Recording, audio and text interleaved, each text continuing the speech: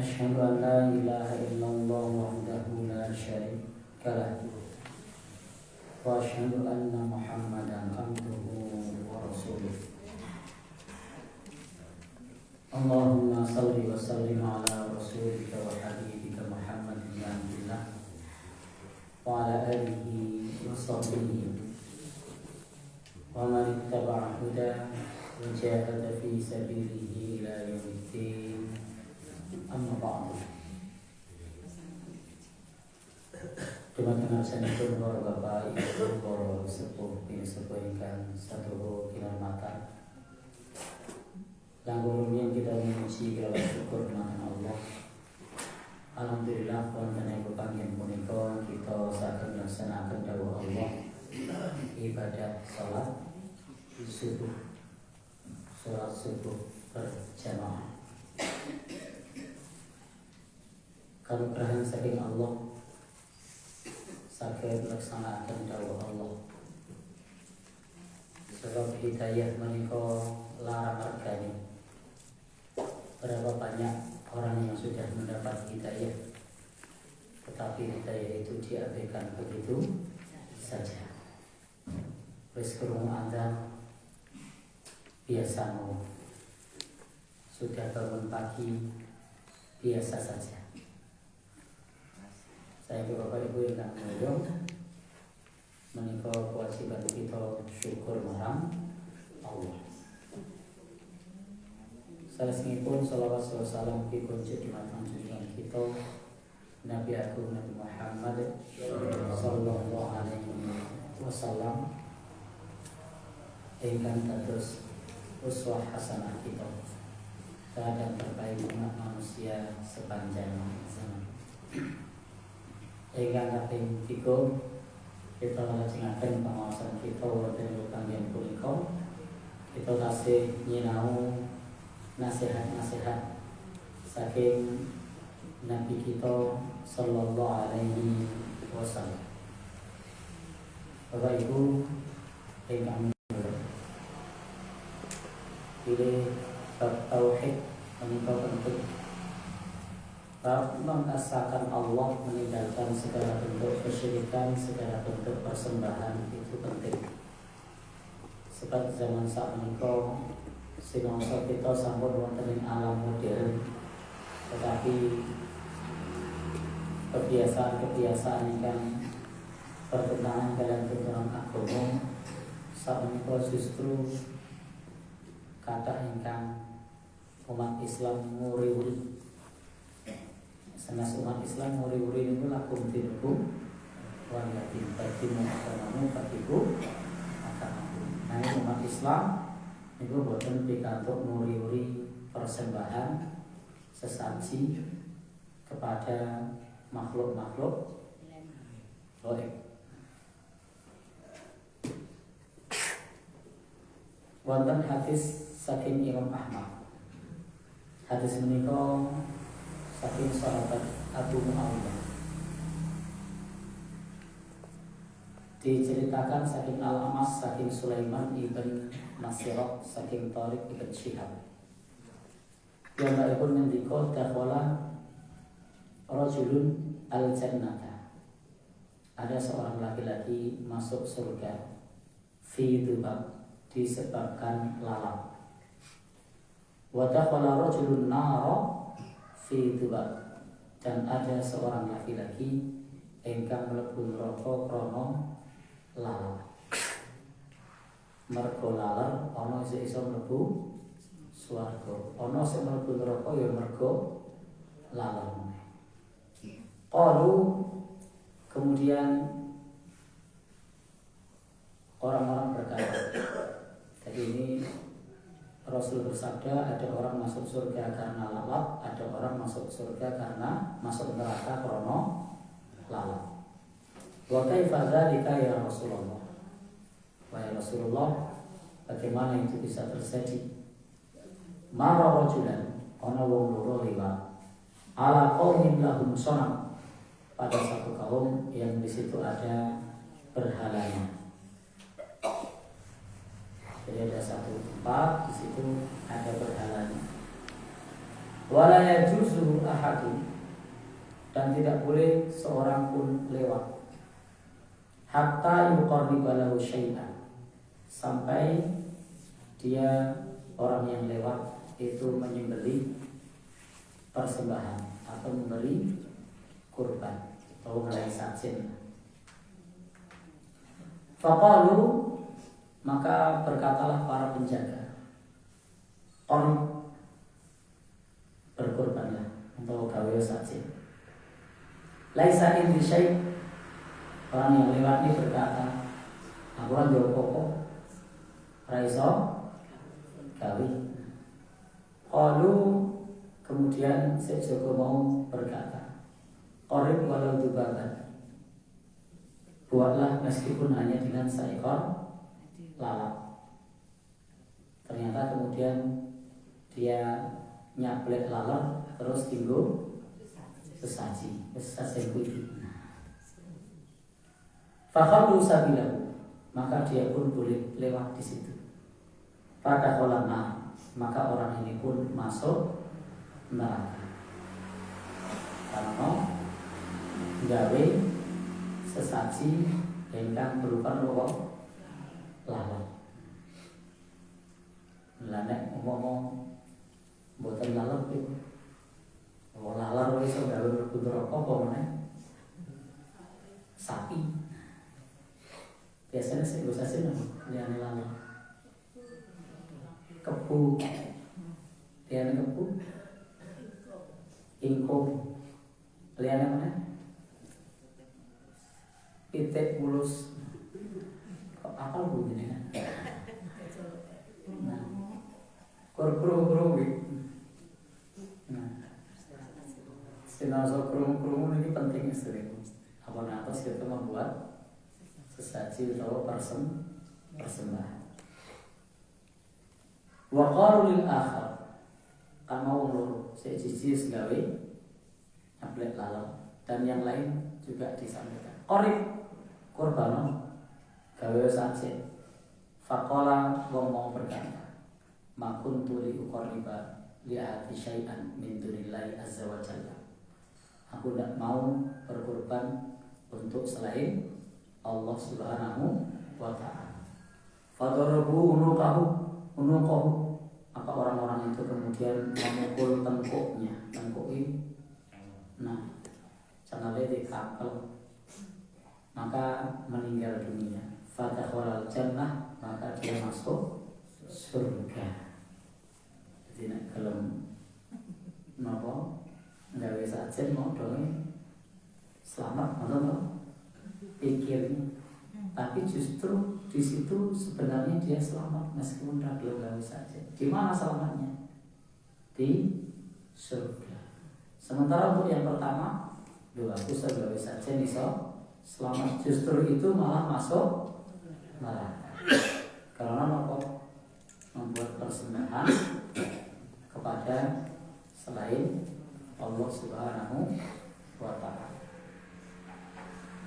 Baik Bapak Ibu, yang diberi oleh Allah Subhanahu wa ta'ala, itu hadis Nabi yang akan menjelaskan kepada kita bila sesaji hukumnya haram.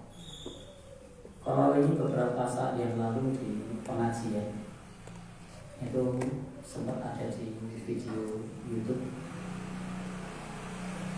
Ada yang bertanya, apa hukum bersih desa? Kalau mampurkan bersih desa maksudnya itu resik, keboni diresihi, dalane diresihi, disaponi, bahan busai, kerja bakti, pripun? Nah, ngecat pager barang ya, HP kita, nggak boleh biasanya. Betul kan? Ya, tetean gitu. Ya, teteannya digunting dan rapi, boleh. Tapi menabaikan bermaksud itu bersih desa, gawe, tolak, balak dengan cara yang tidak ada tuntunannya, memberikan persembahan kepada danyang kiblat papat, limo pancer, kakang kawah, adi-adian, dan yang sing bau reksa. Maka persembahan semacam ini tidak boleh. Tapi kalau mendoakan leluhur boleh. Jadi leluhur didoakan, orang-orang yang sudah mendahului didoakan, para pahlawan didoakan, para juanda didoakan, boleh. Tapi kalau membuat sesaji persembahan itu boten ansah. Sinaoso namanya bersih desa. Nah, jadi nek bersih desa niku yo resik tenang, boten malah gawe sesaji. Atau mengajak masyarakat resik niku tegese supaya murid ke masjid sholat berjamaah itu bagus. Saya tidak tahu dalam acara bersih desa itu biasanya masih ada sesajinya atau tidak. Karena desa mawa cara, negara mawa tata. Bisa beda kampung, beda cara. Tapi yang saya lihat di sosial media, di beberapa tempat masih memberi sesaji. Jadi di beberapa tempat masih ngasih sesaji. Dinai kembang apa itu? Kembangnya kan tak ada warna-warna video-video. Terus di opong-opong di apa itu? Mungkin. Nah kalau mereka yang melakukan bukan orang Islam, tidak apa-apa. Tegese bagimu agamamu, bagiku agamaku. Tapi kalau orang Muslim tidak boleh. Boten ansah. Bapak ibu-ibu yang minulya, karena memang di wonten ing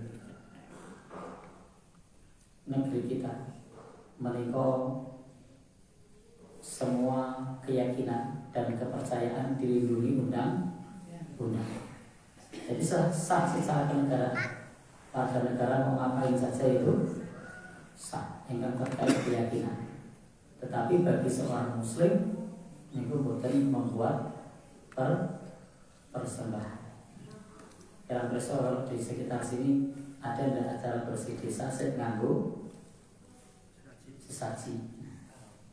Pas karnaval budaya ini nganggo sesaji murni karnaval. Napa murni mengenalkan budaya setempat. Bapak ibu-ibu ingat dulu ya. Kalau yang saya lihat kan ini media sosial dari berbagai tempat. Kalau di sekitar kita nih yang paling penting sebab tugas kita ini salah satunya di menika dipun dawuhi ubudullah wa la tusyriku bihi syai'a. Sembah Allah dan jangan menyekutukan Allah dengan sesuatu pun. Ini mengingatkan ngeten niku mboten gampang. Kepala sing ngerti wae ora gelem ngeliki. Apalagi yang melakukan sudah kaum kasepuhan. Itu paling hanya ini. Betul. Ada yang tahu gimana cara mengingatkannya? Ada yang buat sesaji begitu di kampung kita, lengi-lengi dulu. Iya, ini kita tidak sedang ngomongin kampung kita. Maksudnya caranya lengi-lengi. Ya. Cara mengingatkannya agak susah. Kalau yang semacam itu terjadi. Baik, Bapak Ibu yang mulia, atau seperti yang di pinggir laut itu apa namanya, kepala kerbau, ini bukan rutin tiap tahun. Itu gimana cara mengingatkannya? Baik. Kalau yang agamanya bukan Islam, agamanya misalnya kejawen itu lakum dinukum waliyadin. Tapi ini yang kalau maksud saya agamanya Islam. Caranya ngaturnya gimana? Caranya lengi-lengi kepiye? Ayo, Bapak Ibu yang kami mulia, kita laksanakan ya. Niku dalam kasus ingkang ketingalipun perkawis ingkang sepele nanging menika dosa besar. Sebab menika akbarul kabair, dosa besar yang paling besar. Bapak Ibu ingkang minulya, kita laksanakan saat menika kita baca hadis yang lain itu tadi sebagai renungan kita. Pilih silahkan kita hidup di tengah-tengah kaum muslimin, tetapi di sejumlah tempat masih banyak yang membuat persembahan wujudnya macam-macam. Yang punya benda-benda pusaka persembahan ini kantil kena sehingga arep manten persembahan nang pojok jalan, gitu ya, perapatan. Biasanya perapatan apa protokol? Protokol tuh belum peguan ya? Ini tidak sedang membicarakan kita ya. Ini ketika kita melihat seperti itu, langkah kita bagaimana? Dimengi wae weruh. Nek ngelingke carane ngelingke kepiye? Baik. Kula pribadi niku pernah diundang komisi manten. Pas kula ngisi manten, pas ceramah niku saya melihat di belakang manten niku ono seperti kembangnya kemukul kemenden itu. Piye cara itu ngomong. Nah, itu pas jadi di sini kan tempat dekorasi. Nah, di sampingnya di sini belakang lihat kembang. Itu pas saya ceramah saya rada nang pinggir. Loh, kok ono iki piye carane aku menyampaikan. Jadi serta kewan. Baik, Bapak Ibu yang mulia, termasuk ketika niku nanti melewati pohon gede, melewati kertak gede, melewati perapatan gede, niku biasanya membuat persembahan berupa melepas ayam. Betul Pak? Nah, lewat kertas itu gimana cara mengingatkan? Baik, bahwa ibu-ibu yang mulia ternyata tidak mudah. Orang gampang. Nah, bahwa ibu-ibu yang mulia, menika bagian renungan pagi ini. Kan kita sedaya bila kita menika nggadahi kewajiban amar ma'ruf nahi munkar. Nah, Bapak Ibu yang mulia, sebab menawi kita boten amar ma'ruf nahi munkar, orang yang melihat menyaksikan menika turut berdosa. Dipermintikaken kalian Al-Quran. Apa kata Al-Quran? Wattaqu fitnatal la tusibanna alladziina dzalamu minkum khassah. Hati-hatilah kalian terhadap satu musibah yang tidak hanya menimpa orang-orang yang zalim saja, tegese juga menimpa orang yang tidak amar ma'ruf nahi munkar. Amar ma'ruf nahi munkar menika mengukur kemampuan. Ada yang mampu dengan tindakan, wonten ingkang mampu dengan lisan, wonten ingkang mampu sebatas dengan hati.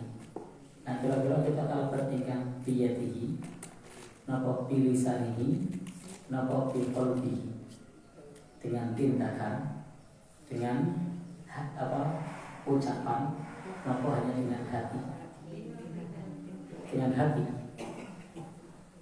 maka dari aful iman menika selemah-lemahnya iman.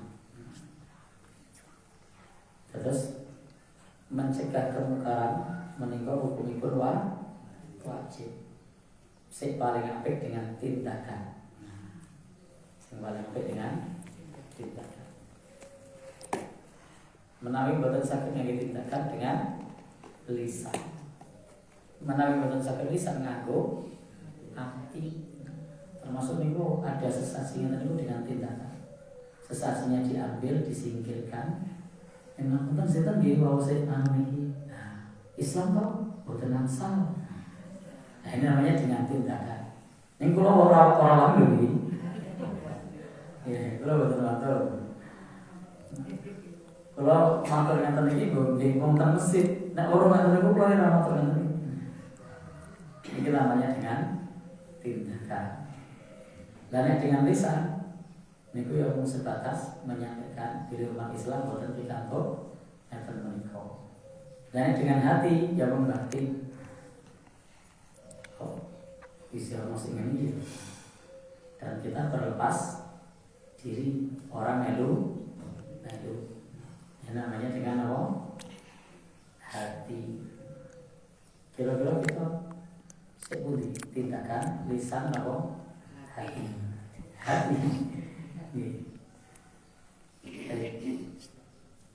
Bapak Ibu yang dipermuliakan Allah. Sebab idza dhaharatil ma'asi, nalikane kemaksiatan sudah tampak fi ummati pada umatku, ammahumullahu bi adzabin min indi. Allah akan meratakan azabnya, siksanya. Terus Allah akan merasakan azab atau siksa darinya. Ya Rasulullah, wahai Rasulullah, amma fihim yauma idzin unasun salihun. Wahai Rasulullah, bagaimana kalau di situ masih ada orang saleh? Dan Nabi ngendika, satu masyarakat yang padha maksiat, Allah akan menurunkan siksanya. Para sahabat ngendika, wahai Rasulullah, bagaimana pendapatmu kalau di situ masih ada orang saleh? Rasul ngendika, bala, nah jadi seorang wong saleh. Fakaifa yusna biulaika. Lah wong saleh mau ngopo mengingatkan apa boten? Yusibuhum ma asaban nas. Maka orang saleh pun juga akan kena musibah sebagaimana orang lain. Summa yusayyiruna ila magfiratin minallahi wa ridwan. Lan wonten tiyang ingkang saleh menika teng akhirat samangke diampuni dan dikantuk ridho Allah. Nanging menika ikut mendapatkan musibahnya, siksaannya, karena boten gelem eling, boten gelem aruh-aruh supados amar ma'ruf nahi munkar. Baik Bapak Ibu yang dipermuliakan Allah Subhanahu wa taala. Salahipun ini ada hadis Nabi. Ya ma'syarul muhajirin, ya wong muhajirin, khamsu khisalin a'udzu billahi an tudrikuhun. Ada 5 perkara aku berlindung kepada Allah supaya 5 perkara menika jangan sampai menimpa kaum muhajirin. Kaum muhajirin itu sahabat Rasul ingkang hijrah. Terus Rasul ngendika bakal ana 5 perkara yang akan menimpa umat manusia. Dan saya berlindung mudah-mudahan tidak menimpa kaum muhajirin. Sepisan ma'adharatil fahisha, tidaklah perbuatan keji merata fi qaumin pada suatu kaum hatta linu biha, sampai kemudian rata di tengah-tengah masyarakat, melainkan akan ditimpa musibah bitawa'in wal auja allati lam takun madat fi aslafihim. Terus Nabi ngendika nalikane menungso niku perbuatan keji, perbuatan perzinaan, perselingkuhan ada di mana-mana, nanti tekan rokok, maka Allah akan menurunkan musibah dengan suatu penyakit yang belum pernah ada pada masa sebelumnya. Penyakit apa nih? Yang belum pernah ada pada masa sebelumnya. Kenapa? Ya, macam-macam. Termasuk dengan hubungan langsung dan tidak langsung. Salah satu sebabnya karena sampun merajalela, sudah merata perbuatan keji, perzinaan, perselingkuhan wis dianggap umum. Maka Allah timpakan wabah penyakit yang belum pernah ada pada masa sebelumnya. Wabah penyakit itu jenengnya aneh, warna. Bapak ibu-ibu kami mulia, saya pribadi kadang juga ketar-ketir sering diminta meruqyah orang-orang yang kena penyakit aneh-aneh. Beberapa saat yang lalu diminta meruqyah orang yang kena HIV. Arab ditolak kepiye, Arab ditolak kepiye, dan itu tidak cuma sekali dua kali. Alhamdulillah ada beberapa yang sembuh setelah beberapa kali. Iya. Kadang-kadang ya kan keluargane dhewe ra gelem demok. Tapi apa wong liya kon meruqyah. Jadi ketika ada orang kena HIV AIDS itu keluarganya ada yang tidak mau ngurusi. Tapi minta orang lain kon meruqyah. Nah, kalau nolak mesti dirasa kok ora gelem. Tapi nek ditompo ya ketar-ketir. Saya dulu pertama kali terima ruqyah orang yang kena sakit itu, wah istri saya ya dalam tanda petik jinjo. Langsung sama istri bajunya suruh ganti, semua suruh ganti. Pokoknya yang bersentuhan ganti semua. Sampai istri saya tuh mengundang tukang apa itu dari FPRD disinfektan. Karena orangnya datang ke rumah, karpetnya dicuci, semuanya disemprot. Ngapain? Wah, lagu virus berbahaya gitu. Tapi setelah ruqyah beberapa kali ya tenang. Orang pokok ini. Termasuk Bapak Ibu yang mulia ya kadang mengkhawatirkan. Bapak Ibu yang mulia, atau ada hal-hal yang tidak terduga. Termasuk kadang dicopot sama pasien. Ini kemarin saya dicopot. Masih ada bekasnya. Besok dicopot.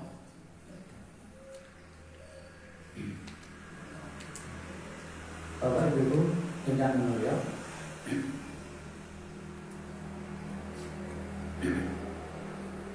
salah satu Nabi ngendika wala naqasa qaumun fil mikyani wal mizan. Nalikane manungsa terbiasa mengurangi takaran dan timbangan, melainkan negeri itu akan diuji bisinin wa syiddatul mu'nah, dengan tahun-tahun paceklik yang sulit. Terus melalui satu negeri biasa korupsi dan mengurangi timbangan, maka negeri itu akan ditimpa masa-masa sulit, masa-masa paceklik. Maka negeri-negeri yang biasa korupsi ini saya salah satu musibahnya akan ditimpa masa-masa sulit dan paceklik. Dananya defisit terus, kurang terus, utangi oke. Di negeri kita utangnya kan wajur sultan dan lahirnya pemimpin ingkang zalim. Nah, salah satu sebab lahir pemimpin zalim itu kenapa? Ya, korupsi, mengurangi takaran timbangan sudah biasa. Zaman pulau cilik itu mengurangi takaran timbangan itu mun sepele nganggo pinggul, gitu. Dan saat ini buat nganggo pinggul, laporannya mau acaranya di Klaten yang sedino, laporannya digawe seminggu, gitu. Bapak Ibu yang menolio, proyeknya 1 miliar laporannya. Bapak Ibu, bukan mengurangi takaran timbangan. Beberapa saat yang lalu ada berita korupsi 271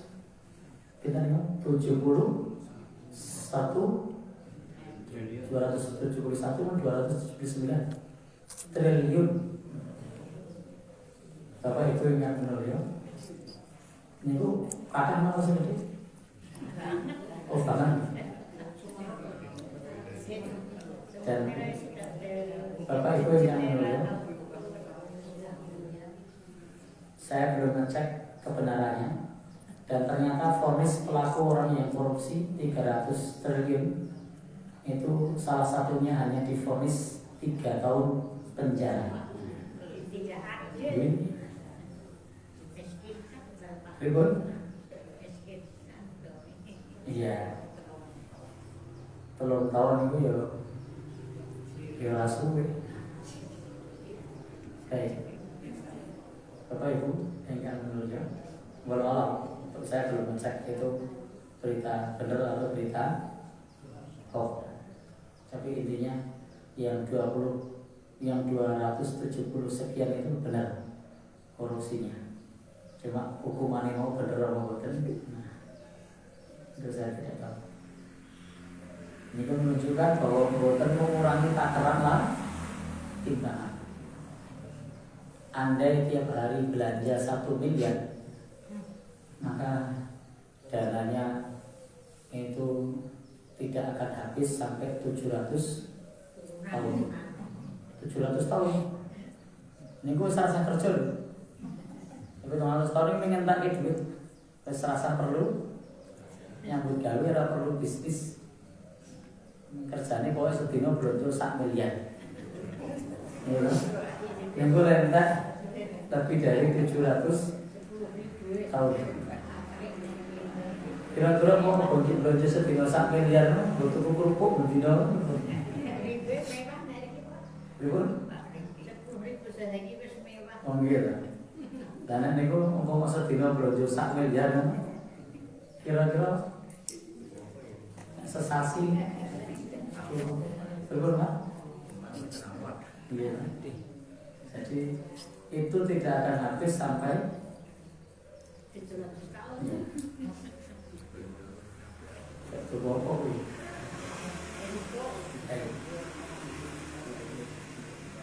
Bapak Ibu yang mulia, memang ini Nabi juga mengatakan, nalikani suatu kaum mengurangi takaran dan timbang akan ditimpa tahun-tahun sulit dan lahirnya para pemimpin, para penguasa yang zalim. Saya tidak sedang ngomong ini yang lahirnya pemimpin zalim. Ini pernah dikatakan hadis Nabi. Adapun korupsi hanya sebatas membaca berita. Belum tahu nyata ya teman. Korupsi segini kok orang-orang. Tapi ini sebagai gambaran bahwa mengurangi takaran dan timbangan itu saatnya tulis orang beli sin. Oh kayak semua. Minggu mau masjid, bangun masjid, masjidnya kalau mau sih. Makron. Wa ma mana aqamun zakata amwalihim illa muni'u al-qatra minas sama'. Nalikane manusia tidak mau membayar zakat, melainkan Allah akan mencegah turunnya hujan dari langit. Walulal bahaim lam yumtaru. Jika tidak karena binatang ternak, Allah tidak akan menurunkan hujan. Jadi ternyata Nabi Nabiko perilaku kita itu berhubungan dengan musibah yang ada. Bahwa perbuatan keji, zina, selingkuh, bisa mendatangkan siksa berupa penyakit yang belum pernah ada pada masa sebelumnya. Nomor 2, korupsi tidak amanah akan melahirkan masa-masa sulit di negeri itu dan lahirnya pemimpin yang zalim. Nomor 3, nalikane menungso tidak punya kepekaan sosial, orang peduli karo wong tenan, tak gelem bayar zakat, maka larang udan. Jika tidak karena binatang-binatang ternak, Allah tidak menurunkan hujan. Nomor 4, nalikane menungso melanggar perjanjian Allah. Jadi perjanjian Allah ora dilakoni. Allah dawuh kewajiban-kewajiban dilanggar. Illa sallallahu alaihim atuba min ghairihim. Maka Allah akan timpakan atas mereka suatu kaum musuh yang bukan dari golongannya. Fa'khudhu ba'dha ma fi aydihim. Yang kemudian musuh itu, bangsa asing itu akan memboyong harta kekayaan mereka. Jadi ketika manusia tidak mengikuti perjanjian Allah, Allah akan berikan penguasa, yang penguasa itu bukan dari golongan kita, kemudian hartanya akan diboyong ke negeri-negeri mereka. Nomor 5, terakhir, walam ta'mal a'immatuhum bima anzalallah. Nalikane menungso boten mengamalkan, para pemimpin tidak mengamalkan yang sesuai dengan yang Allah turunkan, tidak menegakkan keadilan sebagaimana fi kitabihi, di dalam kitabnya, illa ja'alallah ba'sahum bainahum, melainkan akan timbul musibah di mana saja. Terus anjuran kepada para pemimpin untuk menerapkan hukum dengan adil, boten seperti pisau tajam ke bawah, tumpul ke atas. Jadi anjurkan menegakkan keadilan, menjalankan ingat sejalan dengan hukum Allah Subhanahu wa ta'ala. Jangan sampai kalau ada orang golongan bangsawan yang mencuri, yang korupsi, bebas. Ini masyarakat biasa kena hukum. Bapak Ibu yang menolak aturan negara diubah seenaknya sendiri. Nek untuk kalangan penguasa, nek kanggo rakyat, niku kurang sak huruf mulai diubah pengen. Pernah enggak KTP-nya bapaknya beda sak huruf, atau kakaknya tidak ada nama ibunya? Lengurus gampang terangnya. Ya, tidak mudah itu untuk mengubah. Tapi kalau sesuatu yang terkait dengan penguasa, bisa saja satu aturan yang mestinya tidak bisa dibuat menjadi bisa. Ya, sesuatu yang mestinya tidak boleh menjadi boleh. Ini hanya ilustrasi loh, tidak sedang mengerti ini. Terus Nabi ketika nalikane menungso para pemimpin tidak menjalankan amanah saking Allah sebagaimana pada kitabnya, melainkan Allah akan menjadikan musibah di mana. Baik Bapak Ibu, makakan hadis saking Nabi memerintahkan pilih. Nalika kita boten amar ma'ruf nahi munkar, nalika kita tidak saling mengingatkan, maka ternyata perilaku kita menika berhubungan kalian musibah yang ada di sekitar kita. Maka menawi boten saged dengan tindakan, ya dengan lisan. Nek orang ngiling nganggo lisan, ya minimal dengan hati. Allah alam bisawab. Bakal sopian kesing pangandikan para kuntura kenikmatan Bapak Pranto Harjo. Wassalamualaikum warahmatullahi wabarakatuh.